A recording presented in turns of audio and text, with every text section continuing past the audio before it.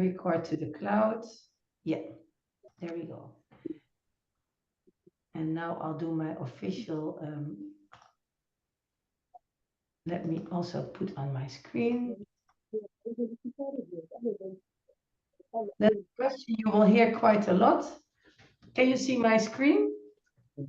Yes, yes. Yes, we can see your screen. Great. Yes. Good morning again.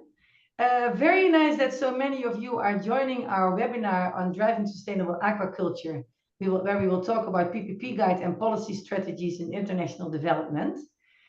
My name is Ingrid. I work for Wageningen University and Research, and I will be doing the overall coordination of this webinar and making sure we have enough time to discuss, and that the presenters, that everybody kind of knows how to go, when to start, and when to stop. That is kind of my role. Before we start, I would like to introduce you to the objectives of the webinar and how we will work together.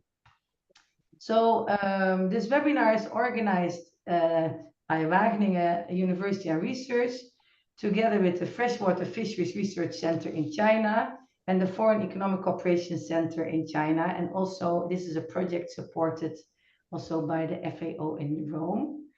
And this is our program of today. So first we have the welcome, which we are doing now, and the discussion of the webinar approach. And then there will be one presentation from about competition or cooperation, EU and Chinese engagement with aquaculture sustainability in Africa. This is one of the work packages under the project. We will learn a bit more about the project also in these introductory slides. Then after this presentation, there will be a discussion where we like to and hope to pick your brain to give inputs. More about this approach later. The next part will be about a presentation on public-private partnerships in aquaculture sector development. And then we have a wrap-up and a closing. We have about 2 hours, so we also like to be very strict on time. So our objectives of today is that we like to validate the research finding of the 2 different work packages in the project. So how we like to do this, we like to engage with you in discussions around the key findings and the opportunities for collaboration between China and Europe for sustainable aquaculture. But we also like you to validate the research findings and give your inputs. So the webinar is not necessarily about asking questions in relation to the presentation, but we'll focus our webinar around questions that we pose to you. And we really like to pick your brain. We really like to have your inputs to make our work better.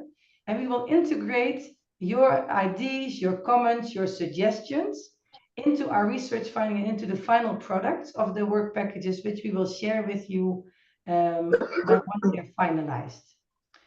I hope this is clear.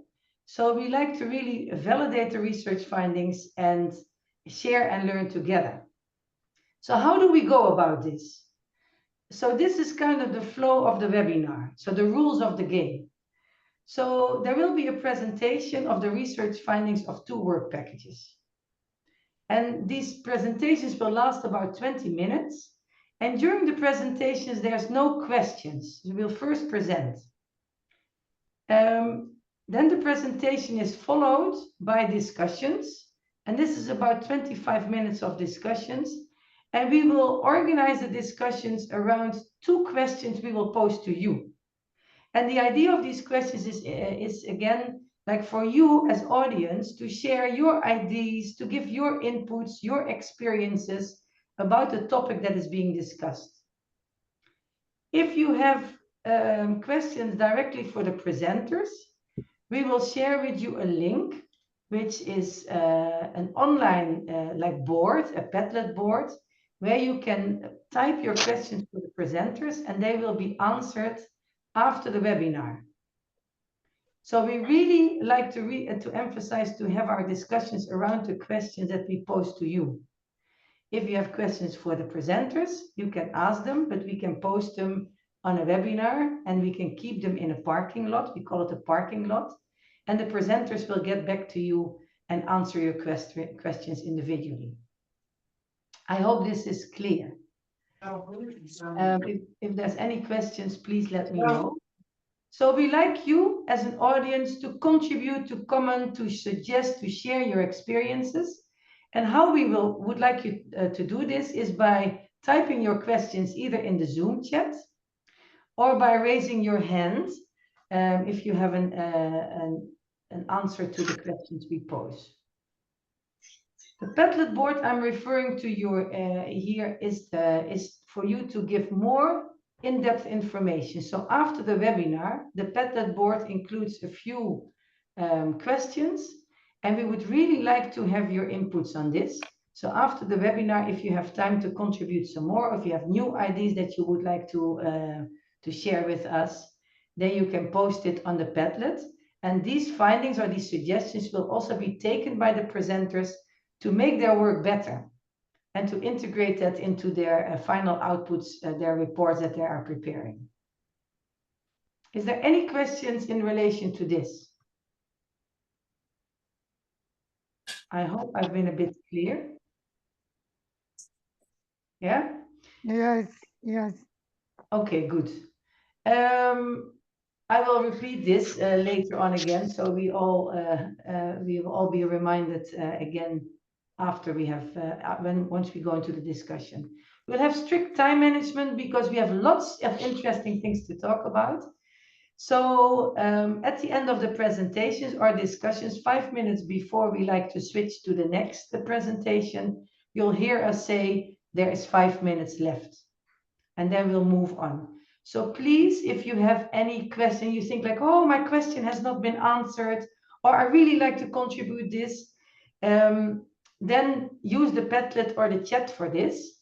So we will definitely include your questions and get back to you. But we only have 25 minutes for the discussion. And I don't know how many people we are now. I think we are 72, which is fabulous. But we can never answer 72 questions in 25 minutes. That is just not feasible. So I hope you understand. So don't get stressed out or disappointed when your question is not being answered. We will definitely get back to you.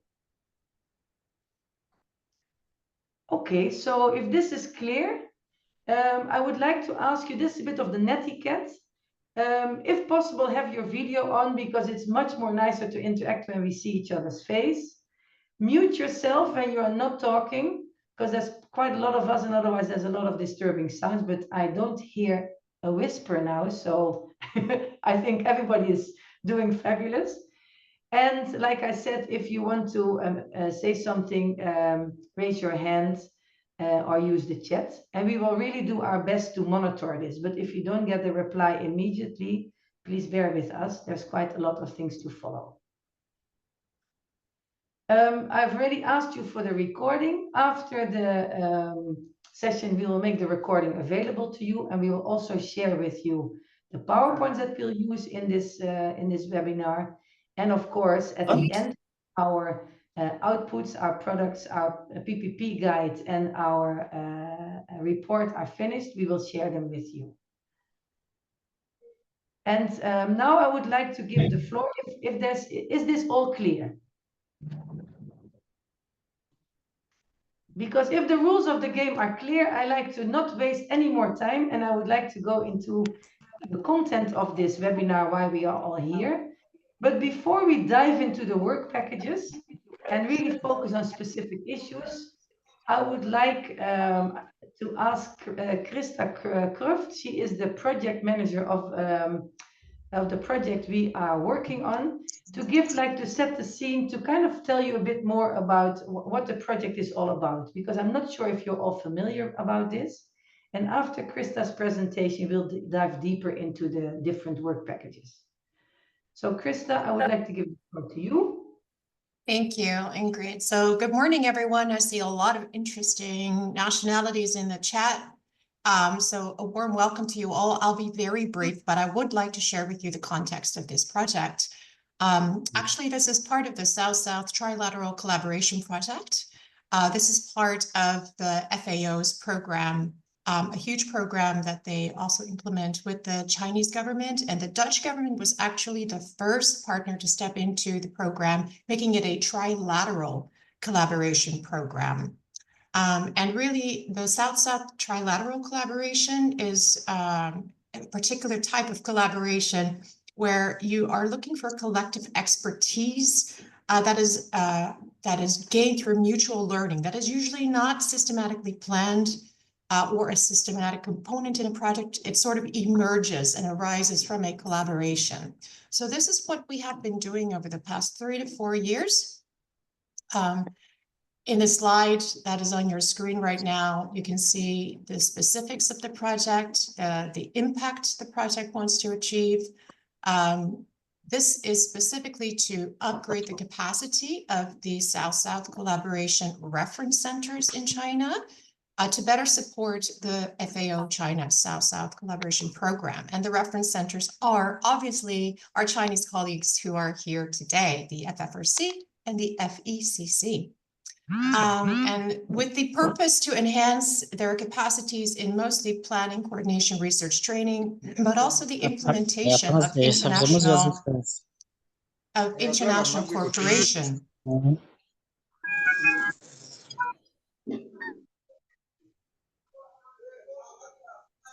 Okay, I am back.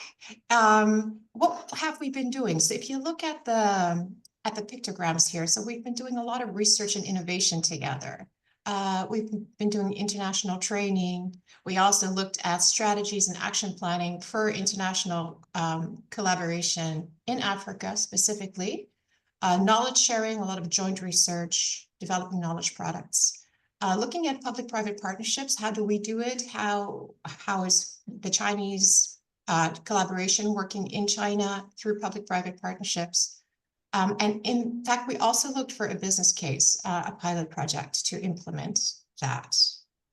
Next slide, Ingrid. So what have we achieved? So this is a little picture of us earlier this year. Strong collaborations and working relationships were established. I must say this project started at the beginning of COVID. So while we all came together at the end of 2019, obviously all collaboration had to be established online since then. And this picture is actually from this year, 2024, in April, the first time we actually got to see each other. So COVID impacted us quite a bit, but we did persevere. We did joint research projects and reports. We have webinars. This is one of them to disseminate our knowledge, also validate the research findings. We did joint field research experiments on nutritious split ponds, and we are writing an academic paper about that. We also did a lot of training for the staff on online training, very relevant for COVID, blended learning, and also organizational learning. Very recently, we were in Wuxi in China to do this just last month. The development, obviously, of a PPP guide and framework, which will be shared here. And we had in-person study tours in April, but also one in September. So this is just a little bit of a framing of the project. Again, it's supported by the FAO in Rome, but really implemented by the 3 parties who are in the webinar today. And I wish you good luck and lots of learning. Over to you, Ingrid. Thank you very much, Krista, for this short introduction. I do realize what I didn't mention was that we are many people in the room, but there's no time in these 2 hours to all introduce ourselves personally. So you will get to know the team while they are presenting. They'll introduce themselves when they present. And I would like to ask all of you, if you are using a phone, can you please type your name in the chat so we can keep track of who's there? Because sometimes your name is not, we are not able to read your name in the screen. And we would like to get back to you after the webinar to share with you the information. So thanks for that.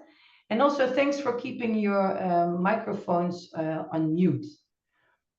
Now I would like to give the floor to Simon and the other members in the team, Lin, Yuan, and Fatim. And Simon will share with you the answer to the question, competition or cooperation, EU and Chinese engagement with aquaculture sustainability in Africa. Simon, the floor is yours. Thank you, Ingrid. And thank you everyone for joining our webinar today. It's really exciting to see, again, so many people from so many different countries joining us. So Ingrid said, I'm going to answer the question, competition or cooperation. I'm not sure if I'm going to give you an answer, but I'm going to give you the insights that we've been able to gather through this project. But this really does go to the core of what we're looking at. So do we see competition, or do we see opportunities for cooperation? Or is there a mix of both when it comes to how the European Union and China are engaging with their support to a sustainable aquaculture in Africa? So what I want to do is quickly run you through the objective, give you a little bit of an overview of what we've done in the first phase of this project before I then really focus in on the insights around competition or cooperation on the ground in two countries where we've been working, Uganda and Kenya. That doesn't mean to say, of course, that many of you from various other countries in Africa may have similar experiences or contrasting experiences to what I'm about to present. So we'd really love to hear what your experiences are in terms of engaging with EU and Chinese support for sustainable aquaculture. So bear that in mind as we keep going. So the broad objective that we had for this work package or this project within our work package was to research EU and Chinese external action to support sustainable aquaculture development in East Africa. And there's essentially two things that we were interested in there. First, we want to understand how sustainability policies that often emerge from domestic policies within the EU and China are really then turning into or being translated into their external action and leading to on-the-ground impact in different countries across the African continent. And on the basis of that, we wanted to draw lessons to essentially improve, to understand whether or not there are simply two worlds, the EU and China, in terms of their development and support to African aquaculture, or whether there's opportunities to reimagine what it could be in the future if there's complementarities for setting up both projects and addressing policy and action in the future. So that's really what we were curious about in this project. Now, why competition or cooperation? Well, the first thing we did, and that's a couple of years ago now, is we really looked very broadly at what's happening within China, what's happening within the European Union first. And what we see there is, of course, extremely contrasting domestic sectors.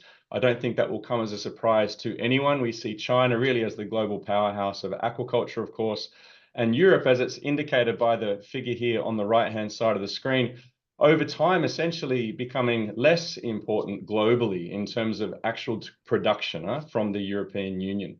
So as to quickly summarize, over time, China has grown enormously and Europe has actually significantly decreased in terms of production and contribution to global production.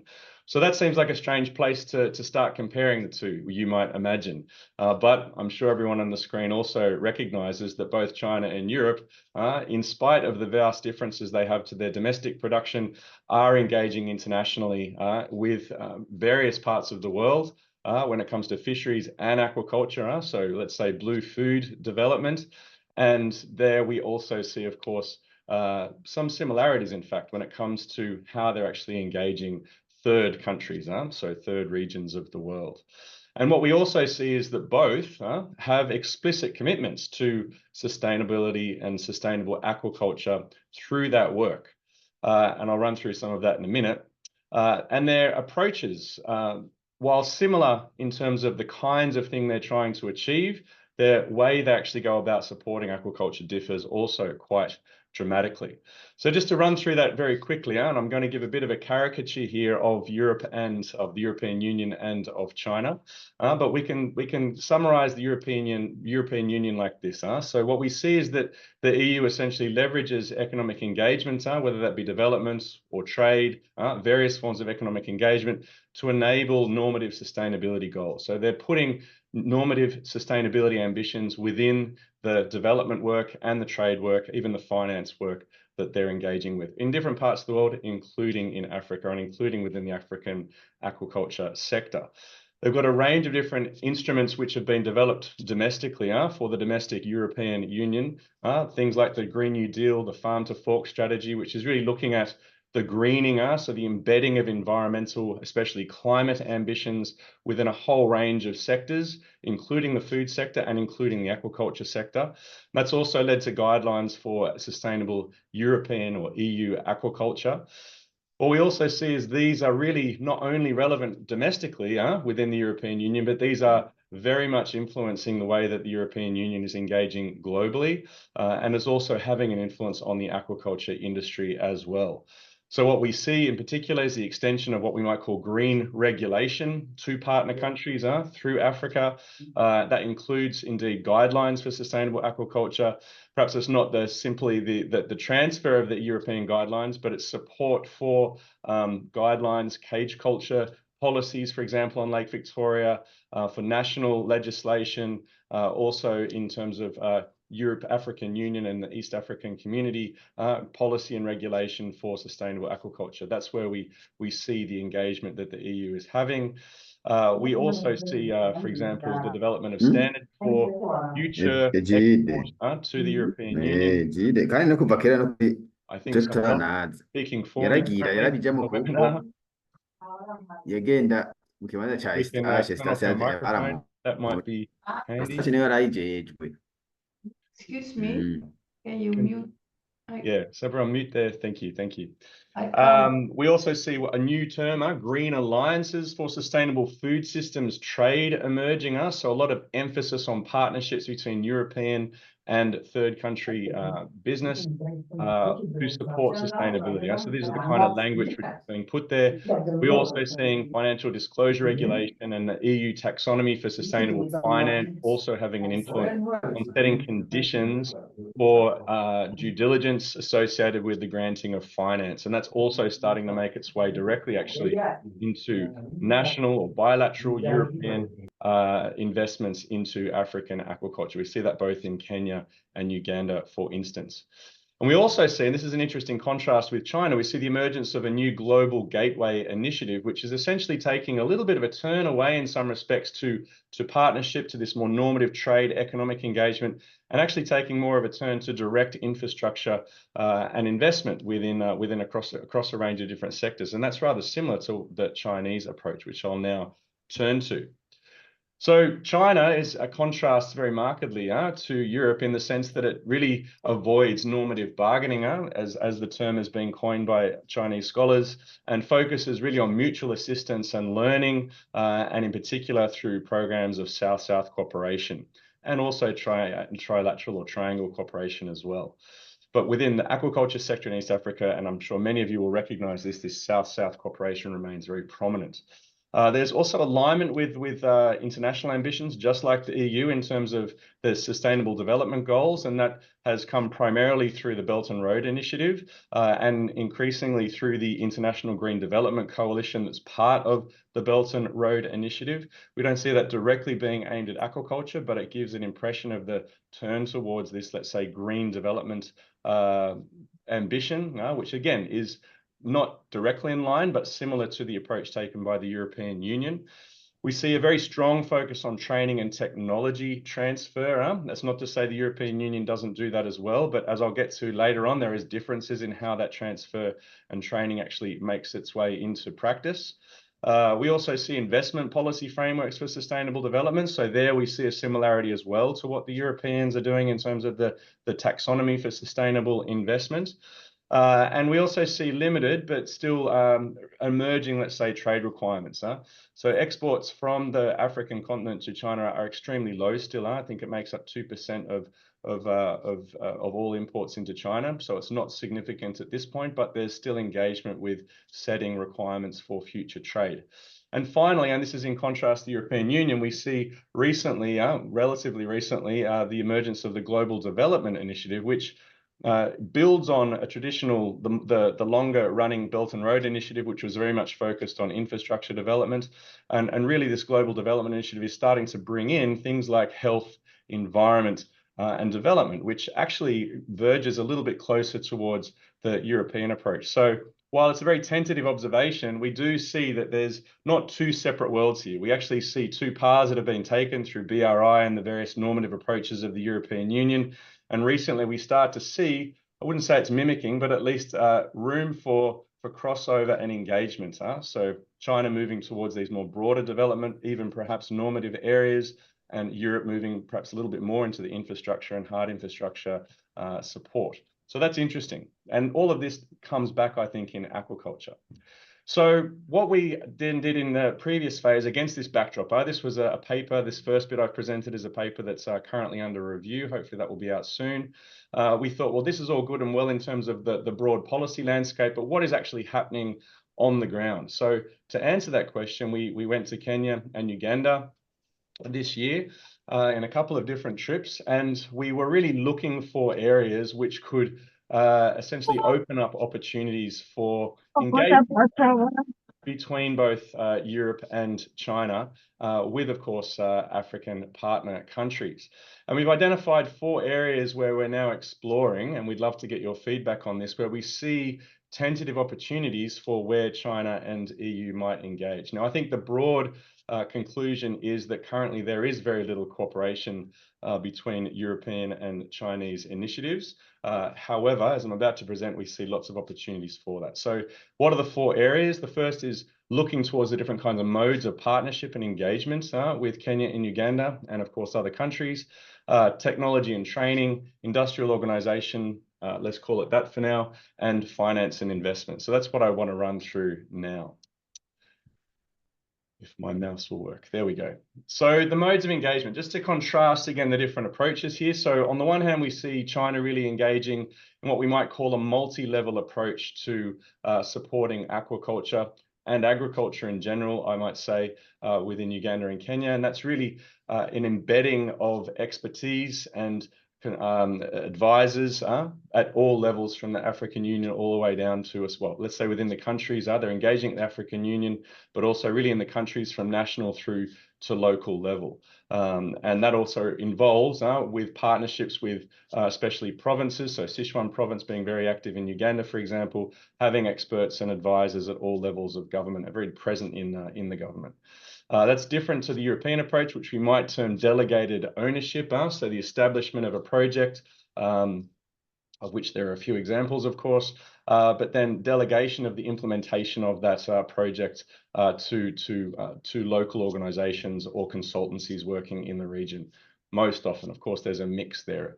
We also see an emphasis in regional collaboration, and that's come on the African continent scale through things like fish trade, but also within the East African context, support to true fish, and that's very much focused on the Lake Victoria Fisheries Organization, and within that, of course, a focus on aquaculture. Again, I'll get back to that in a minute.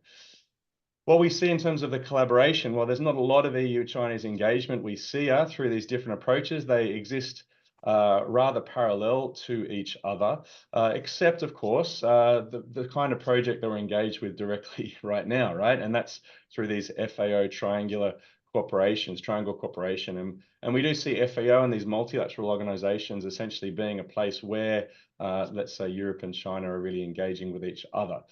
So there could be opportunities on that multilateral level for greater direct support for aquaculture.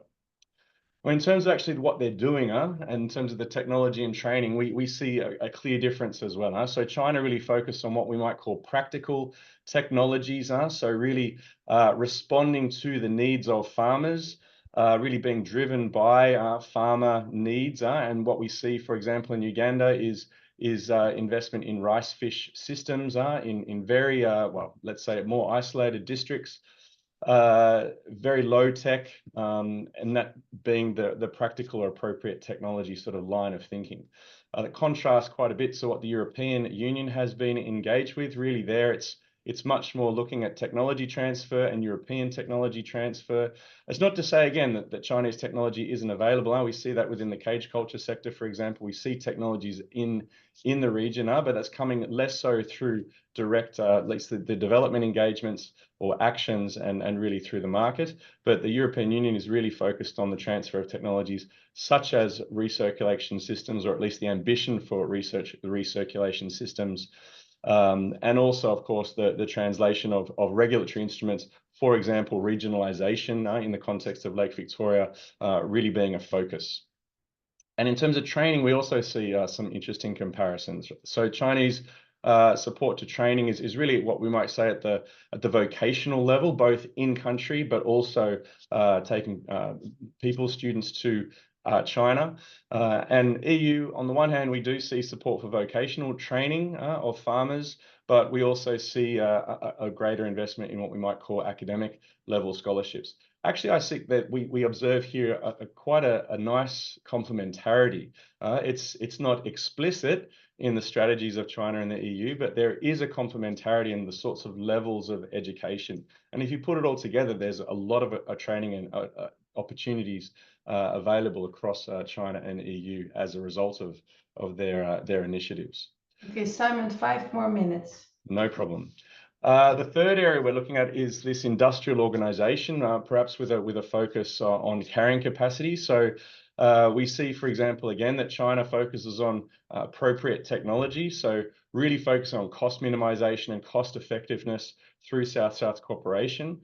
That leads to things on issues around feed, for example. The EU, on the other hand, is again looking at a higher level, the organization of the industry, and we see that at let's say area-based industrial organization. So the PESCA project in Uganda is an example of this. That's referring to the figure on the top right there, really the organization, reorganization, or the emergent organization of aquaculture production in a very centralized position, and also broader spatial planning and carrying capacity, for example, on Lake Victoria. So providing the information systems to support, in addition, regulation for future growth, current, but also future growth and carrying capacity constraints.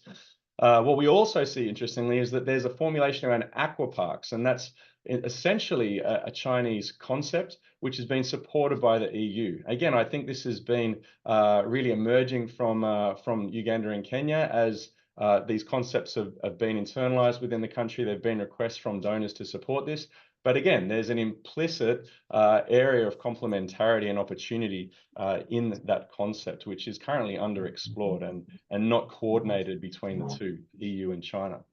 And finally, finance and investment. So to make it quick, we don't see any direct support in terms of finance for Chinese investors or for EU investors. However, at the EU level and the national Chinese level, however, we do see the infrastructures for supporting finance in China and Europe having an influence over how companies in China are making their way into East Africa and how companies from Europe are also making their ways into East Africa. And there's some prominent examples of those sorts of companies in Kenya and in Uganda.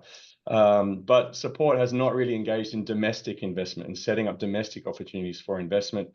So it's yet to be seen essentially what conditions for sustainable aquaculture are going to be placed in that finance situation. What we can see in the figure on the right hand there, of course, there's a need for finance in domestic sector because of the very high rate of let's say, private capital and self-investment, let's say, and very few opportunities, in fact, for financing aquaculture. So this is an area of opportunity for both China and Europe, and potentially an opportunity for coordination as well. So quickly, in terms of conclusions, so broadly said, we see convergence and perhaps even growing overlap between the wider development approaches taken by EU and China in regions of the world like Africa. We see differences in terms of the support to aquaculture sustainability. The EU in broad terms focus much more on a higher scale, perhaps even we could say ecosystem level with SDGs, etc. China is also aligned to the SDGs, but much more focused on efficiency and inputs. Again, I would say there's enormous complementarity, potential complementarity in these approaches. There's not competition, there's complementarity, it would be my summary.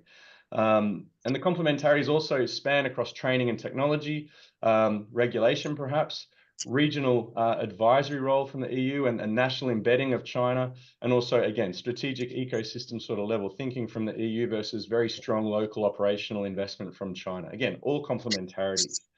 And in fact, I think competition, I've said already, is at this stage unlikely in an explicit sense, but if there's uncoordinated implementation from both EU and China, it may come across very much as competition between the two.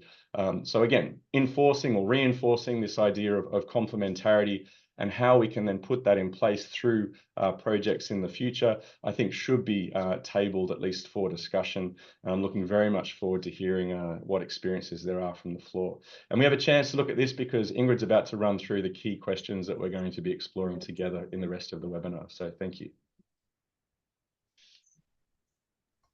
Thank you very much, Simon. I think there was a lot of information. I already saw some questions popping up in the chat. I would like to remind you, so what we are going to do in the discussion now is that we are going to focus our discussion and sharing around these two questions. So these are the two questions that we are going to organize a discussion around. So the first one is, what factors might explain the limited engagement between the EU and China in implementing their support to Ugandan and African aquaculture, sorry. And the second question is, what opportunities exist for improved alignment and/or cooperation support the sustainable expansion of the industry across East Africa? So these are the discussion questions we would like you to reflect on, comment on, contribute to. If you have questions in relation to the presentation, then I will share with you how to call it? I will give you a link, and there is a whiteboard where you can share your questions in the parking lot, and it looks like this. So in the parking lot, I'm just going to share you. So here in the link in the parking lot, you can post your questions. Can you see my screen? No, you can't see my screen. Huh? Can you see my screen? We can. Okay, great. Yes, we can. So I'll send with you the link, and here you can park your questions if you have questions for the presenters. We will also keep track of them. So we will share this link. But now I would like to ask you to, and I will post the questions also in the chat. We will start the discussion, and it will be facilitated by Lynn, and Yuan will keep track of the questions in the chat. And to, I'm posting them in the, okay. I'm posting in the chat the two questions, and we would like to have the discussion around these two questions. And if you have questions for the presenters about the presentation, they will be answered later. I hope this is a bit clear, because we like to pick your brain around the questions that we have formulated. Is that clear? So, Lynn, can I give the floor to you to facilitate the further discussion? I can't see Lynn. Where's Lynn? Yes, Lynn, there you are. Okay, thanks a lot, Ingrid, and thanks a lot for the presentation of Simon. Everyone, as Ingrid just introduced us, and upon Simon's presentation, we are now trying to focus or center our reflections on these two questions. But for any of your experiences and also any of your lessons or learned in your works, etc., you can try to give feedback to us either through by putting up your hand, or you can leave your comments and feedbacks in the chat. And I haven't seen any hands yet. Before that, I'd also maybe like to first throw these open questions to someone that has been supporting or has been in cooperation with us in terms of the project. I saw Dr. Zhang Zongli. Would you like to share some of your insights into the work we have done from your own experiences? Can you hear me? Yes, please. In my opinion, as the PPP model, the company in this model will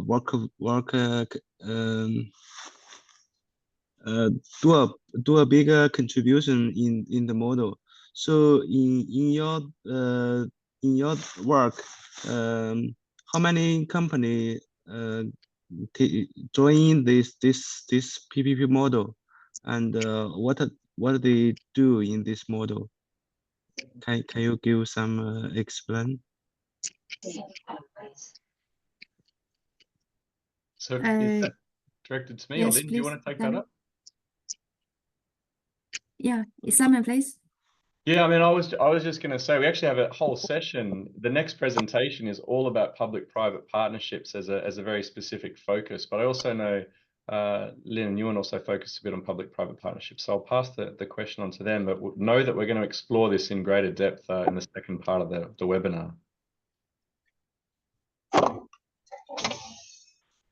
Yes, thanks, Sammy, and thanks, Dr.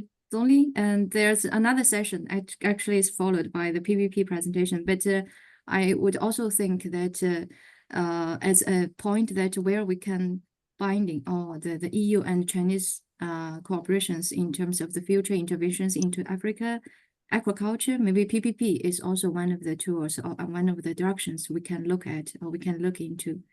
Yeah. Thanks a lot, John. So Okay. do we have any other comments, please? And or other insights that can help us to improve our studies?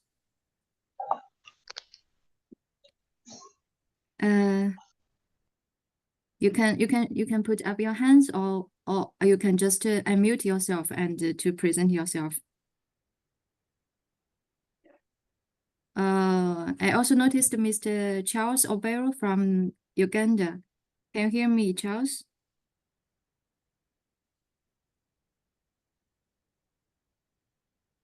Hello, Charles? Oh, no, sorry. Yes, Eileen, I can hear you. Yeah. Okay, I'm please. just trying to follow. I'm trying to follow. Yeah, then we are follow. looking forward if you can share some of your insights into the study and from your own experiences, maybe.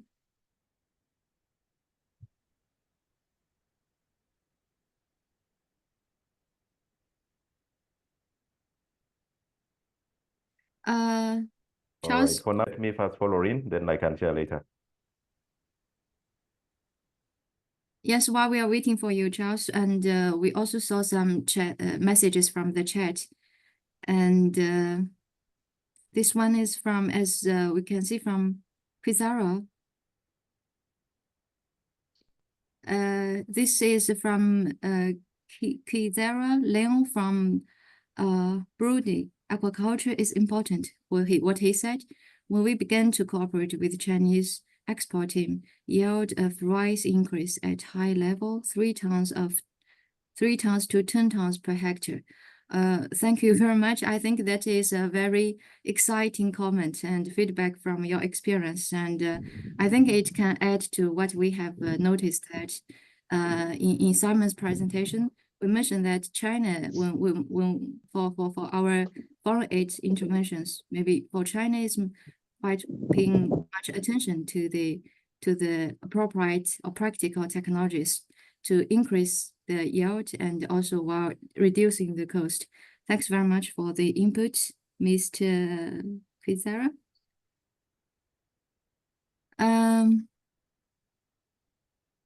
Charles, are you ready?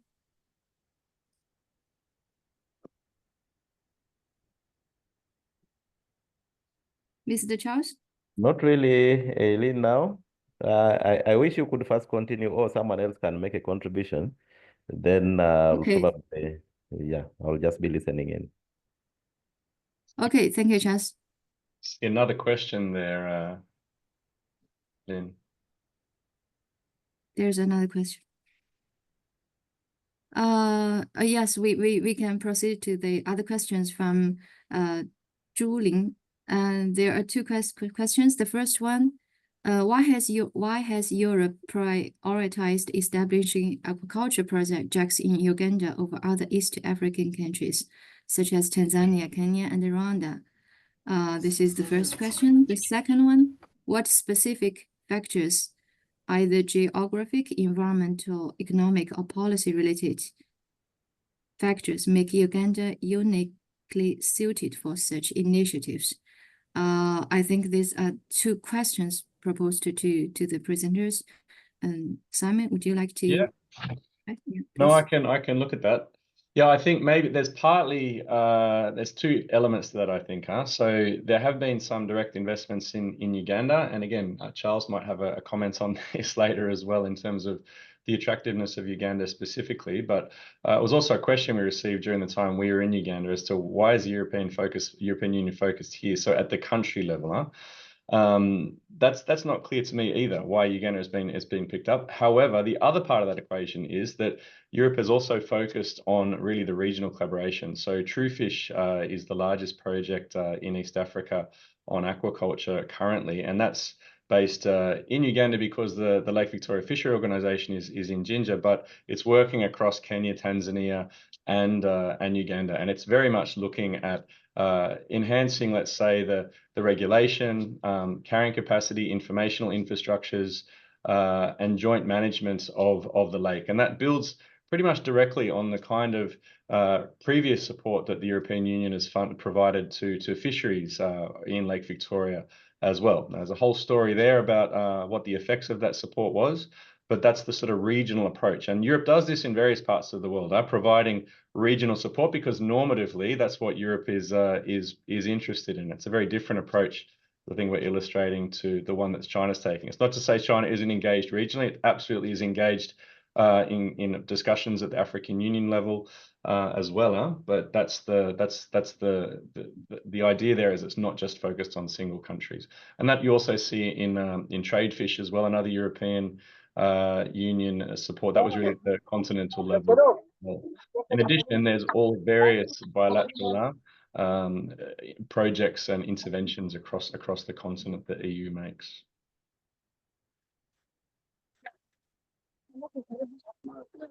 Thanks very much for the Simon for your feedback. Some of our participants wants to add something. Hello. Yes. I think maybe what I can add is on the second question. Yes, please, Charles. The geographic, environmental, and economic or policy related that make Uganda uniquely suited for initiatives. In terms of geographic location, we are centrally located in the East African region, and Uganda, not only in terms of aquaculture, but also other agricultural sectors, we are known as the food basket for the region. So it offers so many opportunities for investments into some of these areas. Geographically, we are centrally located. Being landlocked, we don't have any option other than doing freshwater aquaculture. And then in terms of policies, our policies are known to be friendly for investment, and then the time taken from the start up to the end of development of an idea is quite shorter in Uganda compared to other areas within the region. And then if you look at in terms of the environmental, Uganda is about 20% water in terms of the major lakes, rivers, streams, and all of that. And also we have the biggest section of Lake Victoria within the East African region. So that I think makes us more unique compared to other areas within the East African region. Thank you. Thank you very much, Charles, for adding more information on that. And I hope both Simon and Charles have provided their the information to the questions proposed by Zhu Ling. Thanks a lot. And if you have further comments, please let us know. And while we are answering these questions, we can saw a lot of comments, more comments, and questions are coming up to the chat. So maybe now I think the floor for Yuan to share with us some of the comments, please, Yuan. Okay, thank you for the participants from the category from Ethiopia. And he said that the rice-based integrated farming is prospering in Africa. So I think maybe that is one of the direction of the cooperation that enhance EU-China Africa. Yeah, because the rice-based integrated farming developed very good, very and fast in China. So maybe in the following cooperation, maybe we can promote this kind of experience. And the second one is in the chat box that thank you for the frosting from the Burundi, and they said he asked if the triangular cooperation can also move and come to Burundi. So maybe I think for this, you need, because now I'm a non-data expert in FAO, Food and Agriculture Organization.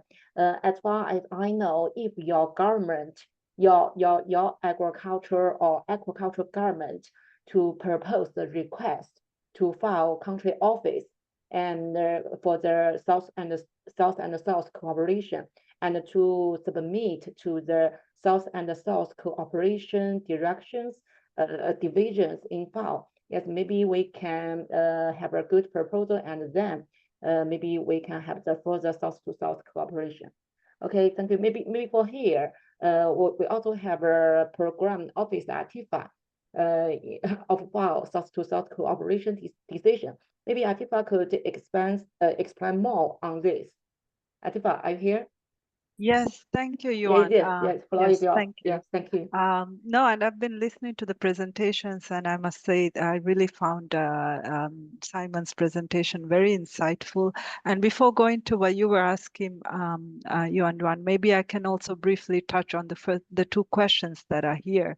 And that what are the factors that might explain the limited engagement?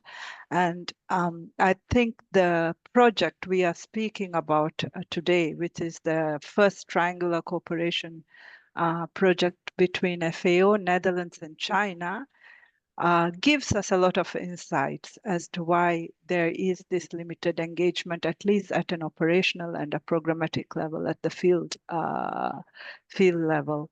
So this is the first cooperation program we have initiated with two separate partners, one from Netherlands and one from China.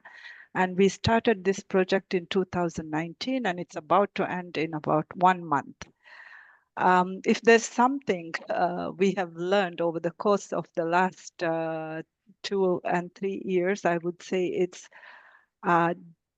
starting with the assumption that bringing two good partners together will automatically work is a big lesson learned. There's a lot of issues and working mechanisms and the familiarity that we need to bring the two partners together and create an active process of partnership building so that the two partners can collaborate on a mutual win-win partnership. And this project has been a really good example of that, because we saw very strong expertise coming from Netherlands on areas where China's experts could learn from, and vice versa. And I think you will hear more about that on the PPP presentations. There's a lot of similarity in intent and development cooperation and direction that both partners want to go to, but the modalities of operation needs time for partners to get familiar with their working procedures, cultural issues. So I think if I have to say one thing about what factors might explain limited engagement, I would say it's the lack of familiarity of actually working together on the field, because the development direction and cooperation, as Simon's presentation was mentioning, there's a very increasing trend of growing alignment between the two partners, even if they're different in terms of starting places. So on that it is. And then I think that kind of also partly addresses the second question, what opportunities exist for improved alignment? It's to do more together, even if it's a small project, doing things together on the field. That's the only way we will improve and align our work together. Going back to question of Yuan, yes, we always work based on demand from the country. So if there's an explicit request from the countries to the FAO office, then we liaise with our partners and initiate discussion. But I do want to qualify the time, that it does take also time from our side, from a request made through a government to it becoming a cooperation in the end. Thank you. I hope I managed to answer some of the questions. Thank you. Many thanks, Archibald. And I think that's quite some inputs into the questions that we are focusing on. I saw Simon's hand up. Please, Simon. Yeah, I just wanted to make sure I had a chance. So I saw one of the questions as well was really focused on the need for political agreement between Europe and China. And I think as Tifa just outlined, that can be facilitated either through the FAO, through a triangular cooperation. That would be a really important role of multilateral institutions, and I think that's the role that FAO is playing and is exploring to expand, as she's just mentioned.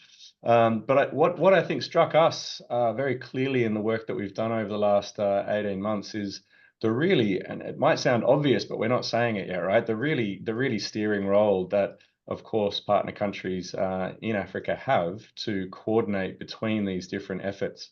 And there are some really clear examples of how Uganda and Kenya are doing that. And one that I've really come back to a lot in my thinking is around this notion, for instance, of aquaparks. So there are various different concepts around, whether it be carrying capacity, spatial planning, industrial organization, whatever it is, they're really there's a huge crossover there between Europe and China. And I think the people best positioned to recognize that crossover and actually are steering already around that crossover are people in the ministries, for example.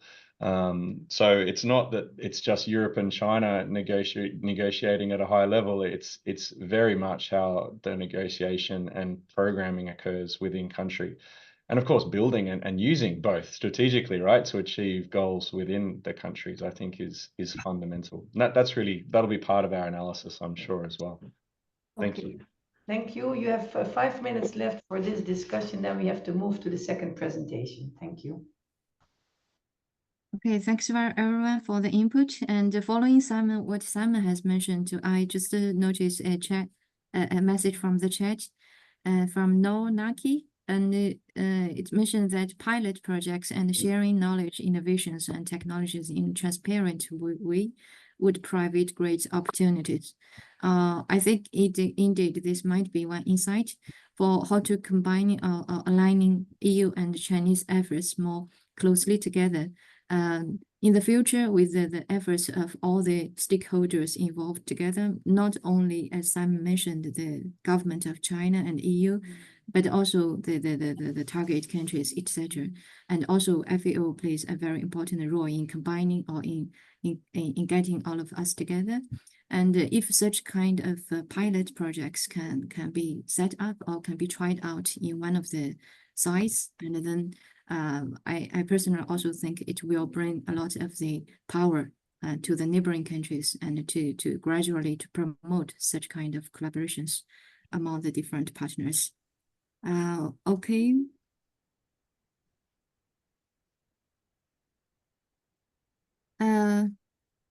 There's a lot of questions and comments coming in, and I think some questions are focused on if such kind of triangular cooperation projects can come to the certain country or not, and some other questions are focusing on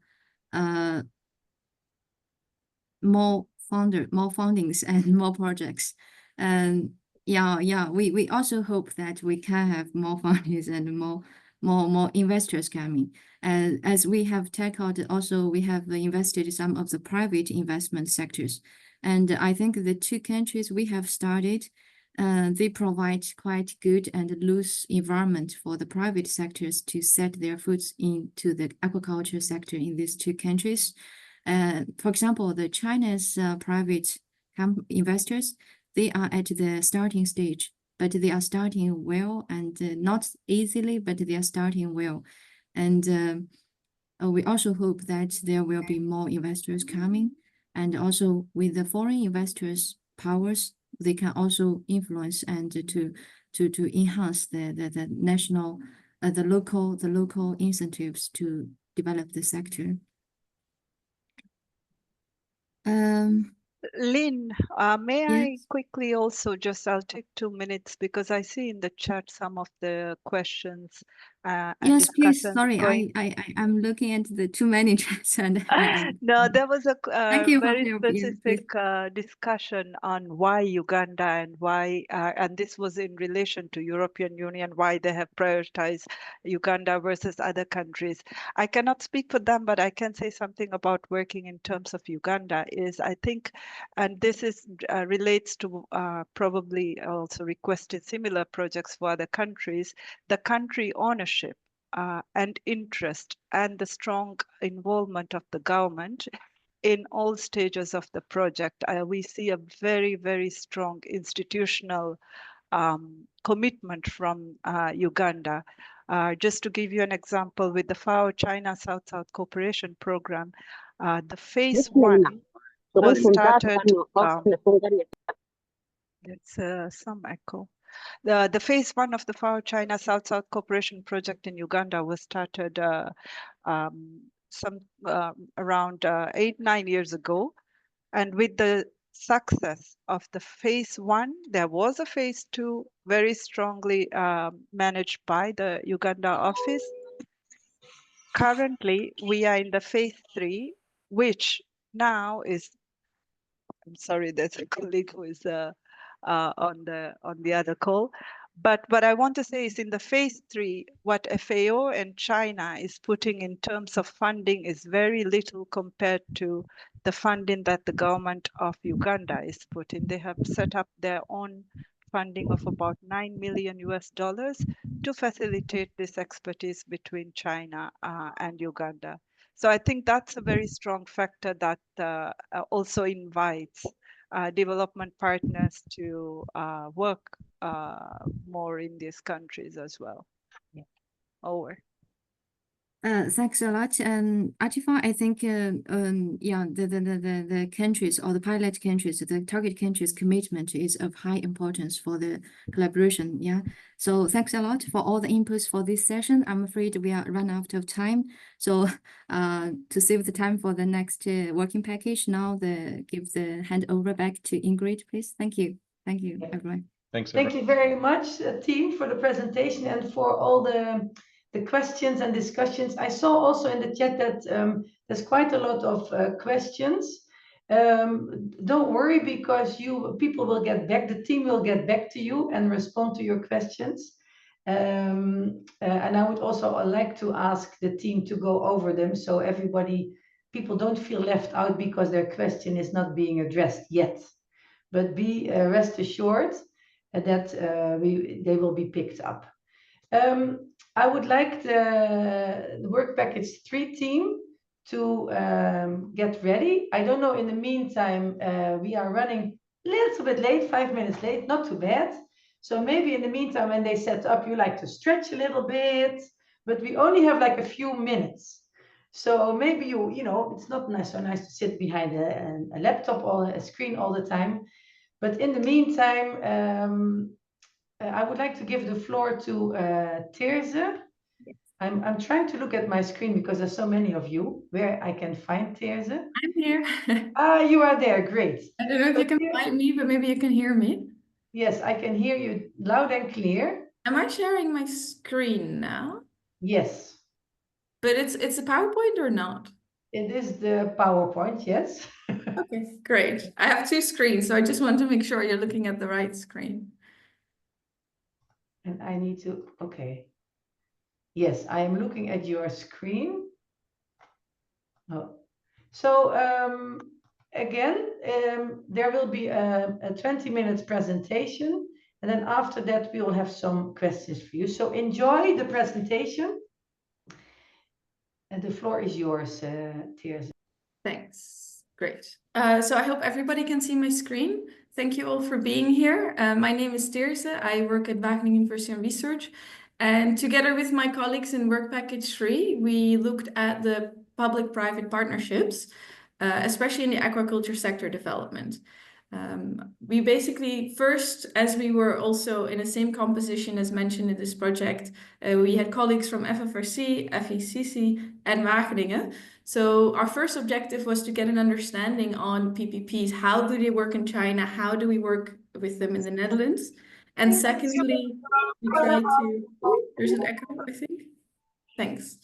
And secondly, we also try to distill these learnings and look at some case studies on the African continent and see what can we really see and learn about successful PPPs in this sector. And that's the two elements that I'll be talking about today, together with my colleague FECC, who will focus on the second part.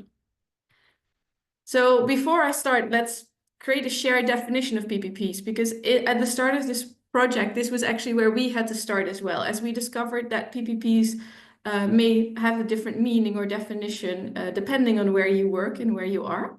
So the definition we are currently working with is a formalized partnership between the public institutions and private partners designed to address sustainable agriculture or aquaculture development objectives, where the public benefits anticipated from the partnership are clearly defined, investment contributions and risks are shared, and active roles exist for all partners at the various stages throughout the PPP project lifecycle. And a couple elements come back in this. One is this sort of mutual benefit, because a PPP might not always be the best way to go. You do need to know why you choose to do a PPP, and it's probably because there's a shared benefit for all partners to work together and also to improve the sector. And the second element from this definition, what you'll see come back in our work, is this idea of a PPP project life cycle. So the different stages that a PPP goes through. So shortly on what we did in our work package, we first, as I mentioned, we had this report and analysis that we created where we compared Dutch and Chinese PPPs, mainly on key characteristics, success factors, challenges, how did they differ, what can we learn from the different forms of PPPs. So this was based on interviews and document analysis and literature across different case studies in the Netherlands and China. And the second part, what my colleague FECC will talk about later, is the PPP guide that we are developing, and where we really try to distill these key elements of successful PPPs. And this was designed specifically for also staff working at our research institute or development institutes, but also students who are learning maybe in the field of aquaculture, agriculture. And this was grounded in a framework on the PPP phases, that life cycle of a PPP that my colleague FECC will explain later. And this work was based on interviews, and we used case studies from different countries. So we had China, Kenya, Uganda, and we also did some literature search on case studies that we found for Rwanda and Nigeria. We will not present all of those today. I think FECC choose one or two of them to illustrate some of the work that we've done. So let me start with this first bit that we did, the first step of comparing the PPPs across in China and PPPs in the Netherlands. And I just distilled the two definitions again, just to give you a short illustration of where there might be differences, and that we see already some differences when we purely look at the definition of a PPP. So in the Netherlands, the definition of PPPs really highlighted this cooperation, sort of jointly assuming risks and responsibility, not government businesses, but also involving NGOs, trade unions, knowledge institutions, and sharing also the resources. So everybody brings something to the table. And this comes from quite a long history of sort of stakeholder working together in the Netherlands, also sometimes called the Dutch diamond approach, which means you bring stakeholders together to reach certain objectives.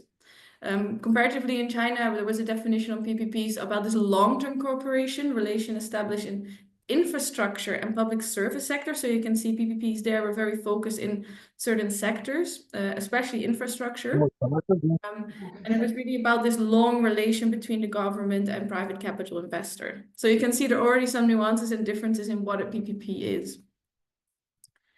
So as we were studying these case studies across, well, in China and in the Netherlands, we looked and I tried to distill a few differences. This report is finished, so I'm also happy to share this report after the webinar, but I just tried to pick out a few of the differences that we found in this report. And we did that across, as I mentioned, the different phases of the PPP life cycle, the initiation phase, the building phase, implementation phase, and the last one, the moving out phase. So starting with the initiation phase, for example, we found that in the Chinese PPP cases, the funding responsibility was mainly with the public sector. So there was often one funder for the case, and it involved other partners to do the implementation of that work. Whereas the Dutch cases, there was often this long discussion to how the resources jointly were brought to the table. So both from the public and the private partners. And one other thing that we, in the cases that we worked, is that the Dutch PPPs were often focused on Dutch private partners working, for example, in Kenya, in aquaculture sector or agricultural sector, which means there was quite of a distance also in the partners within the PPP. Whereas in the Chinese cases, the PPPs were also within China. So there was also sort of a different level of distance in that partnership. For the second phase, the building phase, we found especially some differences in how this joint vision for the PPP and sort of the joint objectives for what the PPP was supposed to do were formed. In the Chinese case studies, we often saw that there was guidance mainly from the government that set out a vision, and the private partners were really in the field trying to support finding solutions and implementation solutions for that vision. In the Dutch case studies, there was quite a long starting process where all partners, as I said, there were sometimes more partners involved from different fields that took a long time to discuss and find this joint commitment and who brings what to the table. So that process was often a lot longer.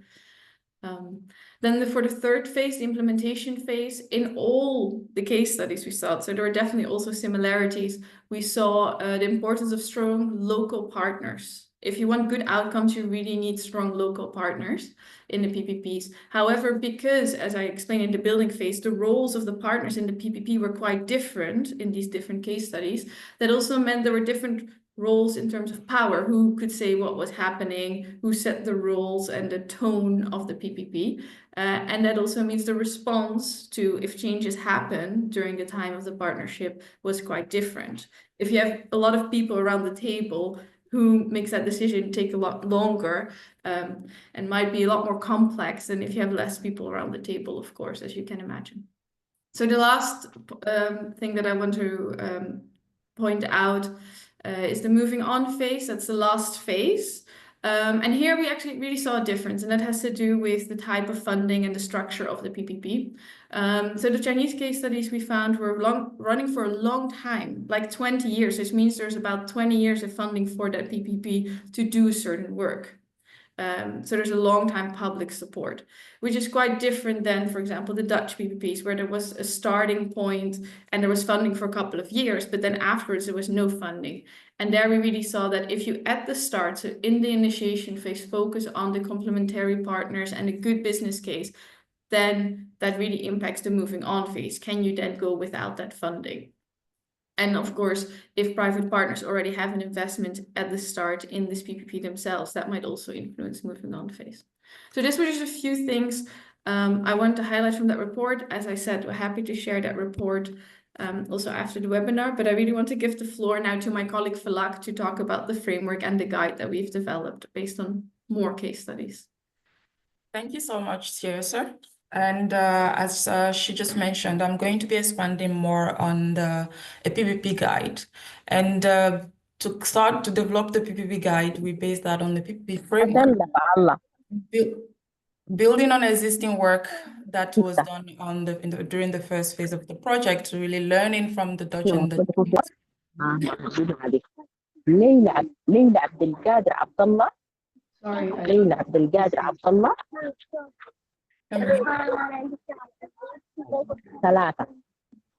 Okay, so we developed a PPP framework encapsulating the different phases from partnerships, and really starting with the ideation phase, which is where really the first discussions are had on a potential PPP, going to the institutionalization phase.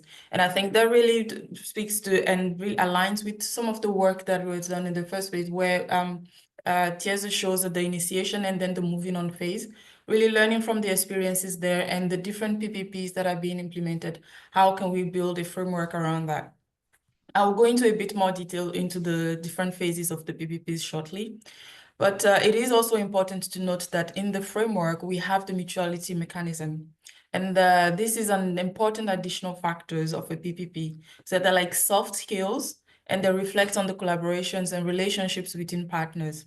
It's important to ensure that there is accountability within the partnership, and then also there is some level of coordination.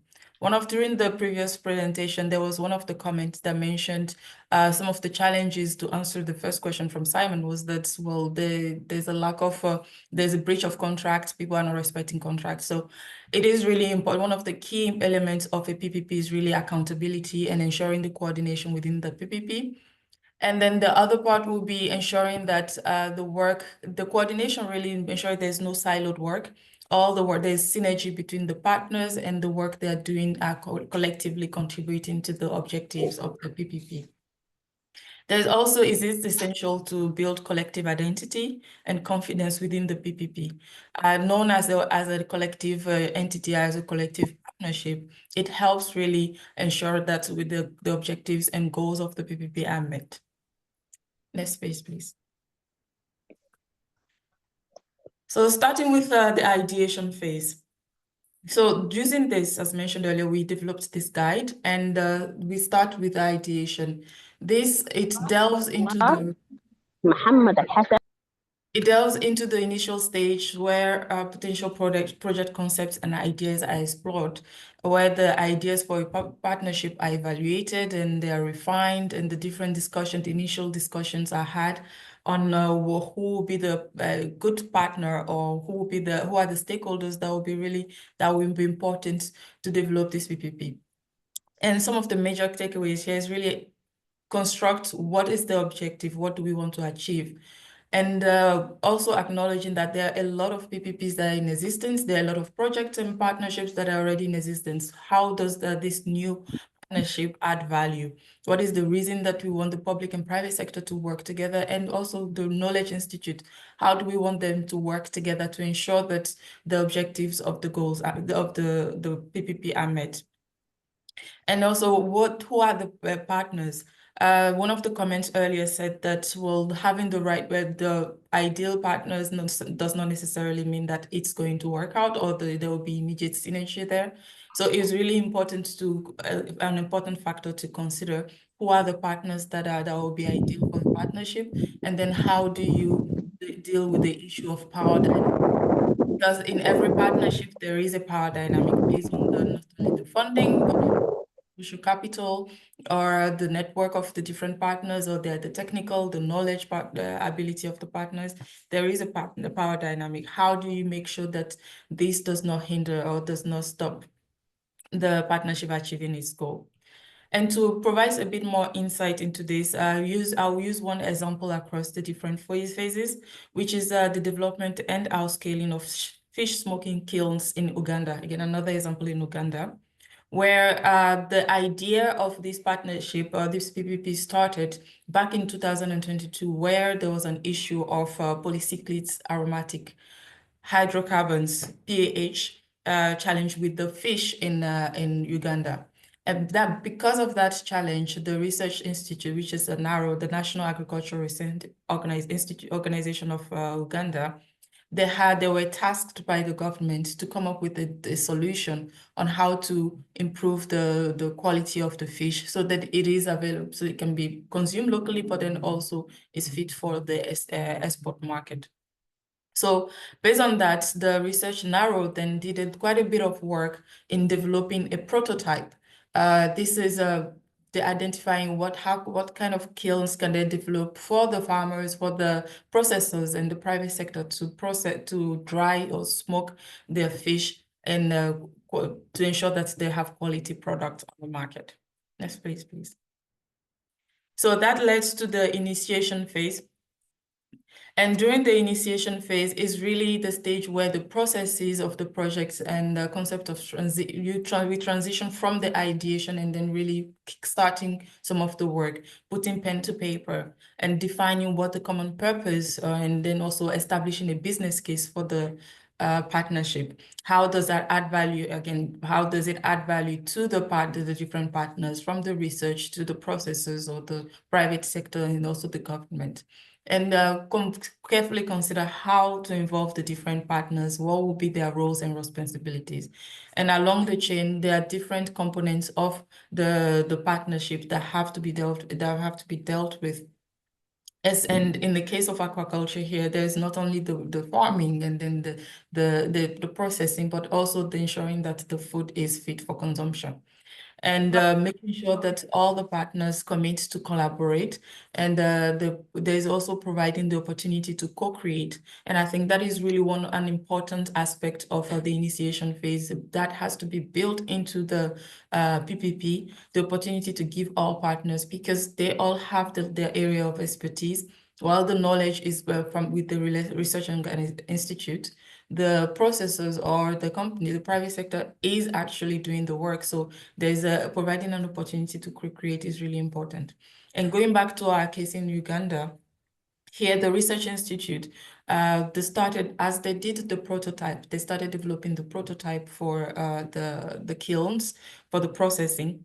They did the design, but they needed to test this design. And in testing this design, they also needed to develop it with iron. So they had to work with local fabricators, which are really important partners as well. And the processors, as the prototype has been developed, they also need to test it. Is it fit for purpose? Because so many times we've seen instances where a new product will be developed, but is not fit for purpose or cannot be used by the intended consumers. So it was a collaboration between the Research Institute and the processors. So they worked with the private sector, private companies that process fish or do the smoking of fish. And then they also worked with associations of women. And in this case, they worked with the Kindi Women Association. So they process fish. And with them, there was a process of co-creation. They used the kilns, provided feedback. The Research Institute now went back to update or improve the model of their kilns to the point where they've been able to develop a kilns that not only was fit for purpose, that significantly reduced the pH level in the fish, but also that was the private sector, the users are able to use easily and adequately. And during this phase as well, that's when the funding was the sourcing for funding started, because during the prototype, it was again still an initial idea, and they had to go source for different funding from different projects. But now that the prototype was improved, that they had to secure funding for a lot of public production of the different kilns. Next page. Falak, just a moment, because you actually only have 2 minutes left. So okay. Yes, so you can. I was trying to interrupt, but yes. So I don't know how many slides are still there. I'll round up. I'll try to round up quickly. No, so yeah, just take 3 more minutes. Sounds good. Yeah. So we get into the building phase. The building phase is where formal agreements are finalized and resources are mobilized. So really where we already define the clear objectives, we have a joint objective, the different agreements are signed between the parties. That's where you have the MOUs or letter of intent, contract assigned between the different parties, where we actually solidified the partnership. And again, in the case of and also the business models is very clearly understood by all the partners. In this case, in the case of our processing equipment, we have the model that was used there is buy, own, and operate. So the kilns is designed by the researchers, by NARO, but then it's used by the private sector. So they buy it and they own it, and that is done based on the payment plan. And as mentioned, the local artisans and fabricators were involved in building. So there was very clear rules for all the partners. There's also the Makerere University. They use the food safety lab to test the different fish to make sure that they get to the quality is improved. And then the women and the private sector, they are working on they're actually using the equipment for their daily activity processing and selling. And then we have the National Bureau of Standards that provides guidance on the food grades of the materials. So really is a collective effort by the different partners to ensure that the quality, they have the equipment, the right equipment, and then they meet the demand of the local and then international market. They also signed the MOU between the partners. Next page. The implementation phase is when all the activities are developed and put into practice, really where there's a continuous checks and continuous improvement on the design and the product. And then also an important note to here is to ensure that the PPPs are flexible and adapted to external factors. And there you building trust, ensure that there is communication. And an example of that again is that within the women during COVID-19, the women were hit really hard by the low sales of their fish. And due to that, they are not able to to repay the things that they bought. They are not able to meet the commitment that they are made when they signed to contract the MOU with the NARO. So they communicated this. They explained, well, we cannot meet because the deadline, because we had this issue with COVID-19. We couldn't go out to work. And so that means that we're going to delay on that. But because there is an upfront communication and then narrow understanding the current situation, external situation, that is really beyond their beyond their control. They were flexible and provided, they updated the payment plan, which helped the women a lot. Next page. And finally, we have the institutionalization phase. So the institutionalization phase is a process of deciding on what the next steps are for the PPP and reviewing the effectiveness. How has this PPP added value? Do we want to continue? Do we want to stop? Has it been transformative? And also that's where you decide whether the PPP ends or there's a continuation, replicate the same thing, or you scale, you go beyond maybe the region or the country and go beyond that and scale. And then having some reinvestment or restructuring. So for the case of the example that I'm providing here, the PPP is still ongoing. It's going to end sometime this year or early next year. But one of the key things that the women, at least especially the women processors shared, was that the working condition has improved for them, and they are able to process their fish themselves. So that's reduced the labor cost of having external laborers come and do the work for them. They use the kilns as storage facility, so that cuts out on transportation cost for them, so they can keep it in there as for storage. And then also for the research institute, they realized that working with the private sector really can help them improve their work in their research activity and developing products, designs that are fit for purpose. So more co-creation and collaboration between the research and the private sector and even the other stakeholders. In the end, I would like to share that, well, to develop a transformative PPP, one of the key things that we've highlighted or we've learned is that it is important to have the right partners, align on the common goal, and be flexible in the implementation phase, be willing to course correct and adapt to the external factors. So with that, I'll stop and we'll go to the questions and discussion, and I'll pass on to Liyue. Thank you very much, Falak. A lot of interesting findings and learnings. Still work in progress. So for the participants of the webinar, we follow a similar approach as what we did with Work Package 1.1. We base our discussions around these two questions. And then in addition, we have a Padlet, an online board where you can post additional questions or reflections. And we will share that with you in the chat. I'm going to give the floor to Liyue to facilitate this discussion. I have to see where she is. Yeah, thank you, Ingrid, Okay, for explaining how it will work. Hello, good morning, good afternoon, everyone. Thank you so much for participating in this webinar. And we have posed two questions. One is, what are the PPP projects established in your own countries? We'd like to hear your thoughts. You are free to raise your hands now and share with us your opinion.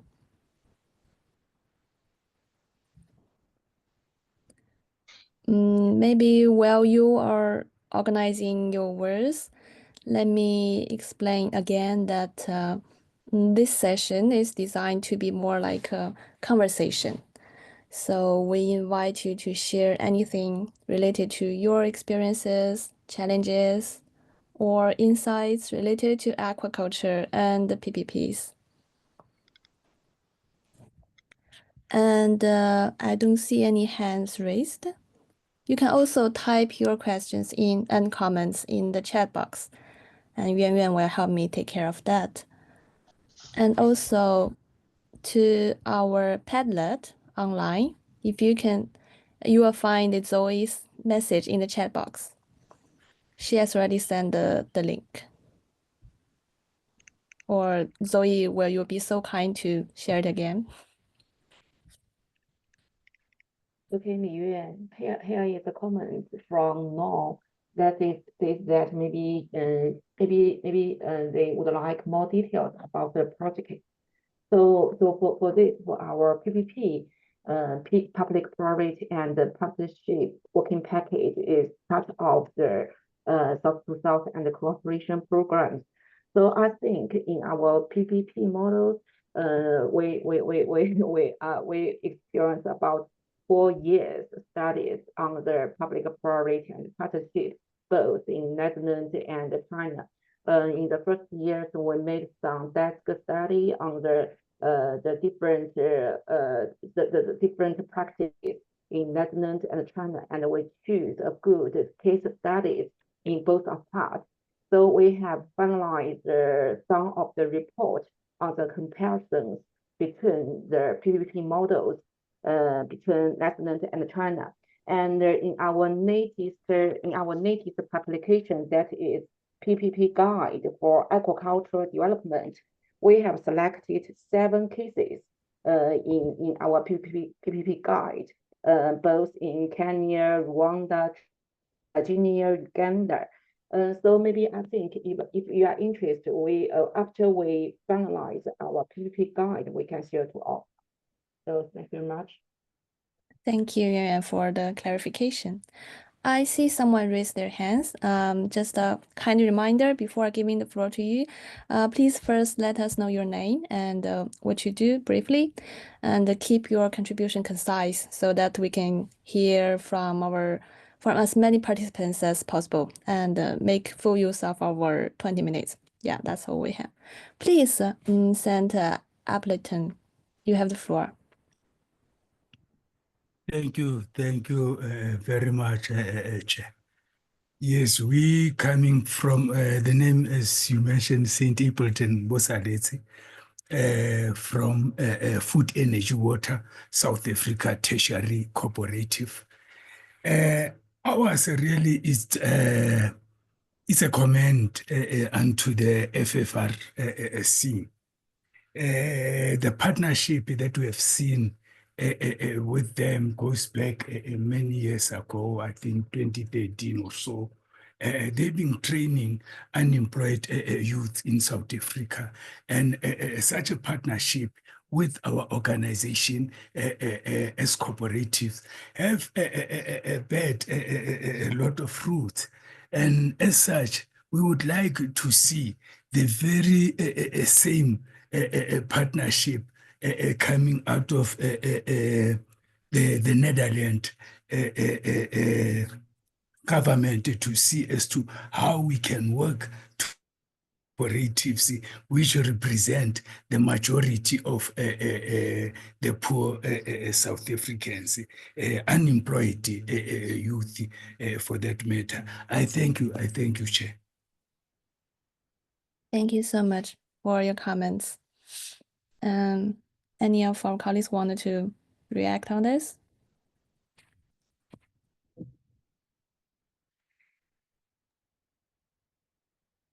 Okay, if not, let me invite Mr. Edwin Ruangwa, please. Thank you, Liu. I'm part of this trilateral cooperation project. I work for Wageningen University and Research.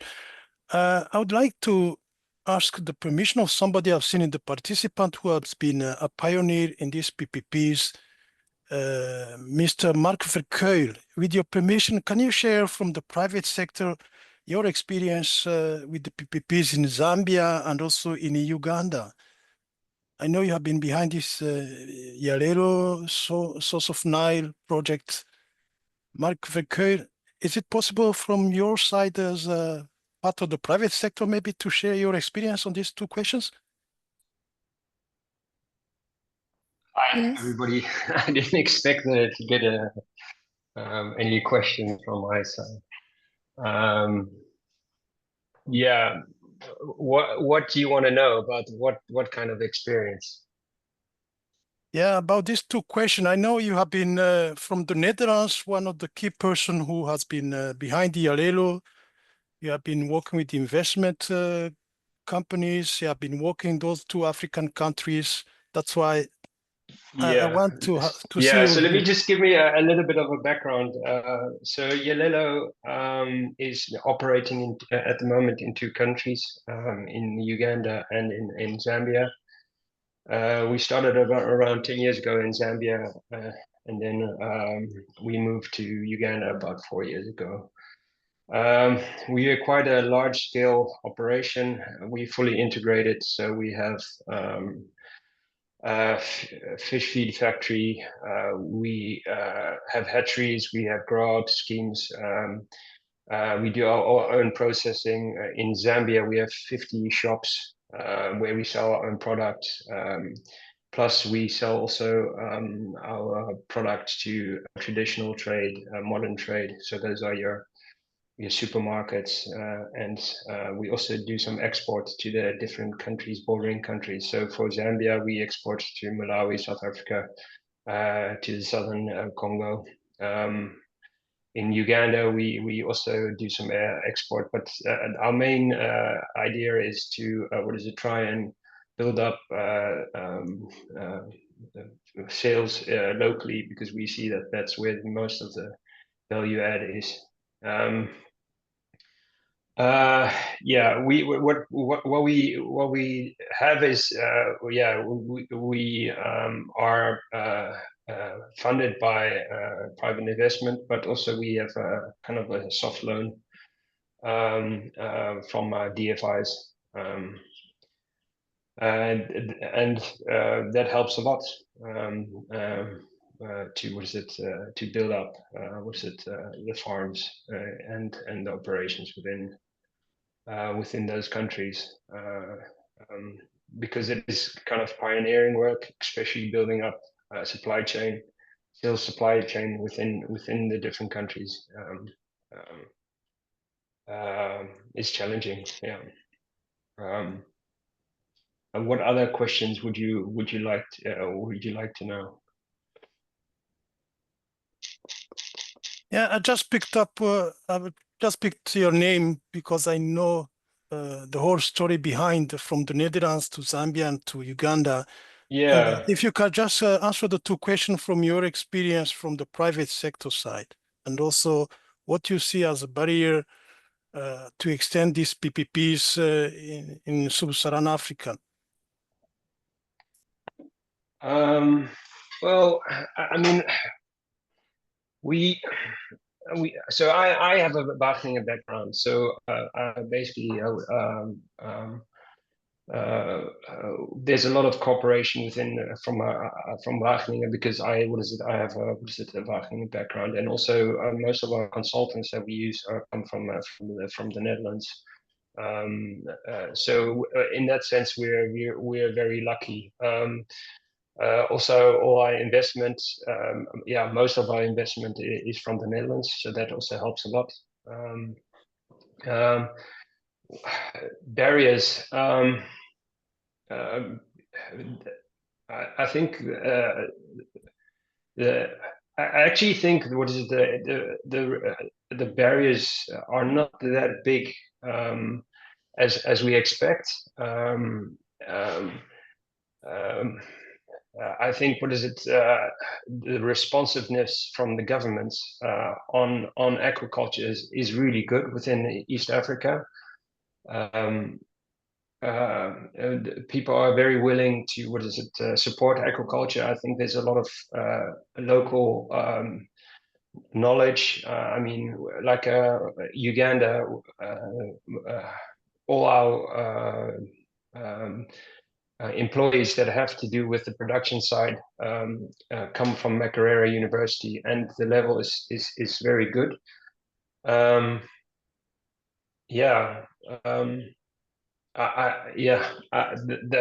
legislation and cooperation and understanding what is actually going on in aquaculture industry. I think that's the main issue that I see. also a lot of people not cooperating, a number of parties trying to do the same thing sometimes, which could not be could not be that effective. And I'm not talking about different countries doing different stuff, but different organizations trying to do the same, where you have some private initiatives and you also have some government initiatives that are actually trying to build up the sector and are actually not talking to each other. I guess I think that's a barrier, and making a lot of people involved trying to do the same thing. I think that's one of the main barriers, I think. And having a full understanding what is being done, being open on what the ideas of building up the agriculture sector within East Africa. But I think this is the first step, right? Having this kind of seminars and getting to know each other and see what everybody's doing in the industry, and how we can kind of cooperate. Yeah. I hope I'm asking your questions. Yeah, thank you very much. Yeah, the floor is back to you. Thank you, Mark, and thank you, Edwin, for your perspective from the private sector. And it's also good to hear from different stakeholders, and also good to know that you think the barrier is not that big. And Mark, I think somebody is asking for your email address in the chat box. Please pay attention to that. And next, I would like to invite Oluwatoyin to take the floor, please. Yeah, thank you very much. I hope everyone can hear me. Yeah, clearly. Yeah, thank you very much for the presentation on public-private partnership. Yeah, this is Oluwatoyin from Nigeria. Actually, based on the questions about the PPP in my country, and due to the slide that has been presented, all these steps have been taken in my country when an activity is being given to a private company to deliver. All the slides that have been presented have been carried out in my country, because the company will definitely come to my organization for a presentation and to give us an insight into what they have on ground and how this can be implemented and how it can benefit the farmers, the community, and also the country as a whole. And in having these developments, I'm sure if the organization is being improved or is being developed through these private partners, definitely the GDP of the country will actually be affected positively. So these steps have been taken and are well established in my organizations. Then also based on the barriers that we have for using the PPP in my agricultural work, yeah, mainly the community that these projects to be carried out are mainly to be involved. I'm sure they are meant to be involved in this activity. But I noticed that most of these private companies, when they come, they give you the ideas, they give you they give you an insight into what they want to do and how it's going to affect the community. But you notice that when they get to this community, most of these communities dwellers are not being involved, because I believe it should be a step down activity. They should step down this knowledge to people living in the community so that they too can be involved in it and they too can learn from it, because most of this MOU, Memorandum of Understanding that is being signed, it definitely has a year it will lapse. Definitely have years. It's not a long time project. They normally have years when it will lapse. So I expect that when this MOU lapse, people in the community should be able to carry out this activity without even the supervision of this private company. But we notice that these are not being done. But I noticed in the slide that has been presented in the one of Uganda that the women are being carried along and they have more knowledge about the smoking kiln for fish. So which I believe that most of these private companies should be able to do this they come with a good intention, but at the end of the day, they don't implement these good intentions for the community. So I believe these are barriers that are affecting agricultural work in my country. So that is my little contribution. Thank you. Thank you so much, Madam. I quite agree with you that yes, the PPP projects face a lot of barriers at this local level. And does anyone else share the same thoughts or concern? You can raise your hands, and I will invite you. Yeah. Please.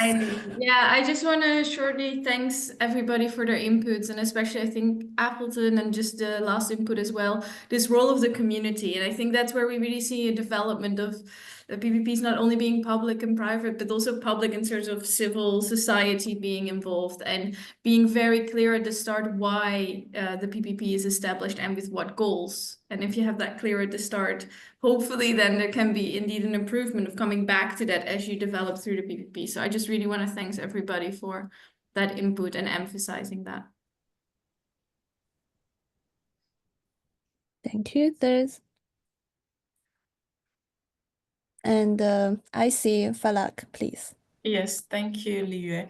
I also again want to mention on the issue of coming in within a period of time and then the PPP ends and then people are left not without any knowledge to, or they are not able to continue. I think one of the key tenets that we've identified and that we're putting in this PPP guide is really the co-creation aspect, where from the beginning you carry all the stakeholders along, and that has from the initiation, from the ideation phase, making sure that the design of these different partnerships have the community at the center of the work that is being done.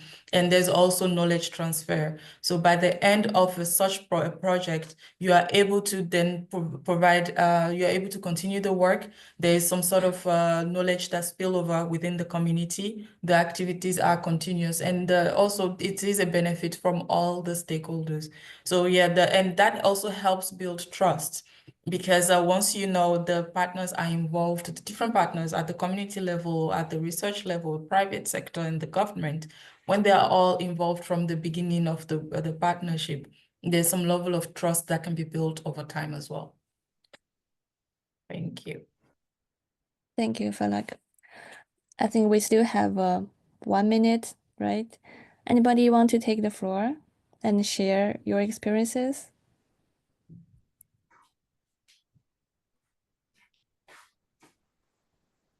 Yes, I see Wenbo.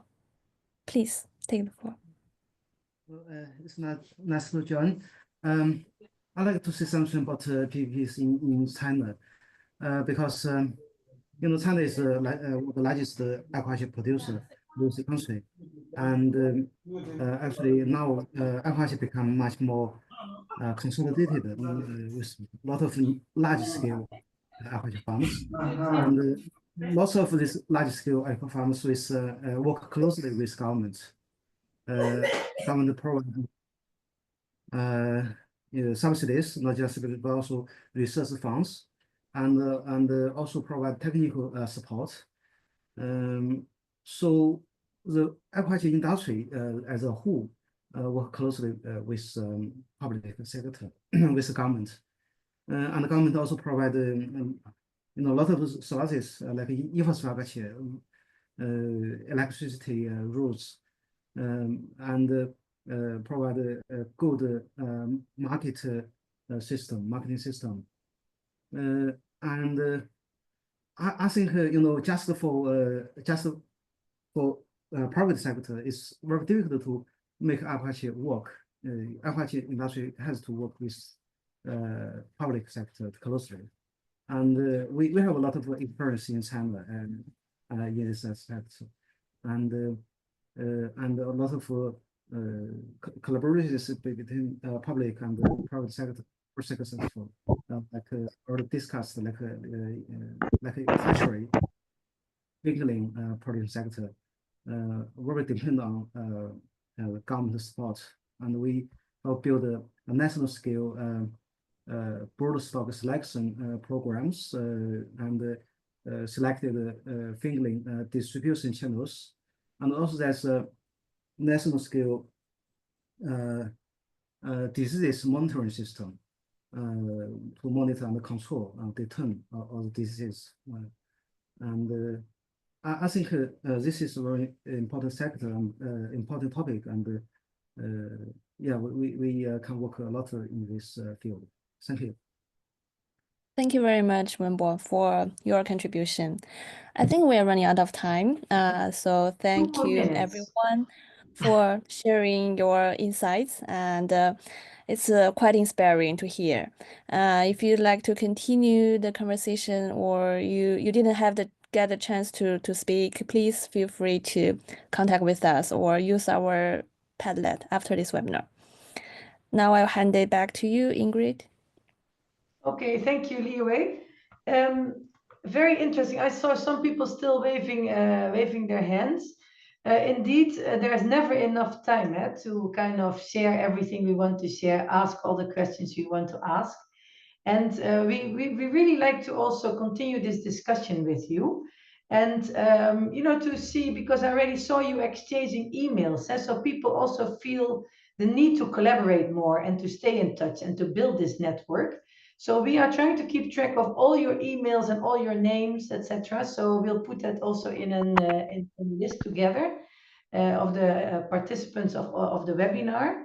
And so that we can also keep on exchanging with you. We'll share with you the PowerPoints. And lastly, to continue the discussion, we have already shared the different, we've talked about the Padlets. And I like to share with you again once what it looks like. And it would be fantastic. We will also remind you and send you a reminder by email with the links for both work packages. Some of the questions that we have discussed, there's some more information that we would really like to get your inputs on, your ideas, your comments. And you can include your comments by just pressing the plus under one of the questions. And then you start typing, and then you publish. And then there you go. There's your comment. And if you, the last column here is the parking lot. So any questions you have for the presenters, any questions in relation to the PowerPoints, any things that you think, okay, I really like to ask this, I like to get more information, please put them here. Put your name. So if you put Ingrid or your email, and then you write something, and then our presenters and the team will get back to you and they will reply in the same Padlet.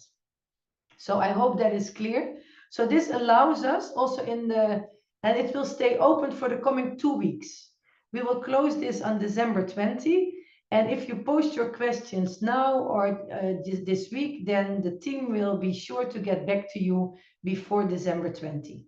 And then it's Christmas, and then we relax, or the end of the year, and then we'll close it down. I hope that is clear to all of you. I just wanted to share. We will share the links. Maybe Zoe, you can put the links one more time. Oi, Zoe, you are ahead of me. You're way too efficient. Already the links can be found in the chat. So thank you very much. We are. It's getting close to 11 o'clock. I don't know if anybody wants to, of the team still wants to say something, maybe about the team of Work Package 1 or Work Package 3, because I'm about to wrap up. Does anybody want to say give a last message to the group? I'd say only a thank you for being here and participating. It's really, really appreciated, everyone. And yeah, great the invitation's there to contribute to the Padlet as well. And just to reiterate, we'll be certainly incorporating any insights you provide into our reporting and circulating that. So thank you all. Thank you. Yeah. Anything for Work Package 3? Yeah, same. I just messaged thank you for all the inputs, and I'm happy to see that people also hopefully found it useful, but at least we're connecting with each other. So thanks so much. Yes, and this is not the end, this is the beginning, because you also have an opportunity here to contribute your ideas in the work that we are doing in the project, and to integrate it in the, you know, to validate some research findings and add to it, so we can only make our work better. So I really hope you take, you know, you take this opportunity and contribute your ideas. Having said that, thank you all very, very much for joining. We were overwhelmed by the people that that wanted to participate in this. This is great. I hope this is not the last time we met.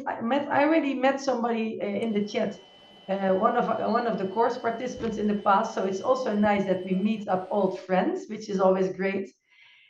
I would like to wrap up by saying we will share all the PowerPoints with you. At the end, of course, when work package 1 and 3 have finalized all their products, the PPP guide and their reports, they will also be sent out to you. So let's not be strangers, and let's see where we can work together to build a stronger and a sustainable aquaculture sector, not only in Africa, but I think all over the world. So thank you very much for joining, and I wish you well and with your endeavors, and I hope we meet somewhere, someplace. Thank you very much. Thank you. Bye. Bye. Thank you. Bye-bye. Bye. Thank you. Thank you. Thank you. Thank you. Bye-bye. Bye-bye. Thank you. Bye. Bye. Thank you.